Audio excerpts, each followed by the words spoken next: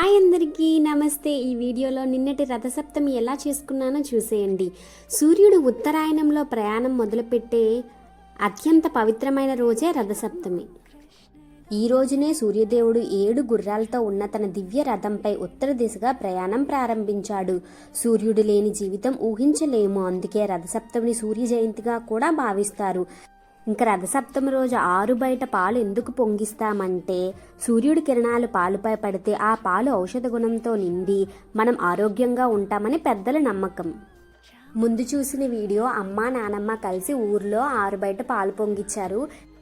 ఇక్కడ నాకు అంత ఫీజిబిలిటీ లేదు కాబట్టి నేను మార్నింగ్ ఎర్లీగా లేచి జిల్లేడాకు తలపై పెట్టుకొని స్నానం చేసుకున్నాను. ఇల్లంతా నీట్గా క్లీన్ చేసుకొని బయట గుమ్మానికి ముగ్గులు వేసి రథం ముగ్గు వేసుకున్నాను. తర్వాత స్టవ్కి బొట్టులు పెట్టి ఒక ఇత్తడి గిన్నెలో పాలు పోసుకొని పాలు పొంగించుకున్నాను. సూర్యుడికి ఆర్ఘ్యం ఇచ్చి ఆరోగ్యాన్ని కోరుకున్నాను.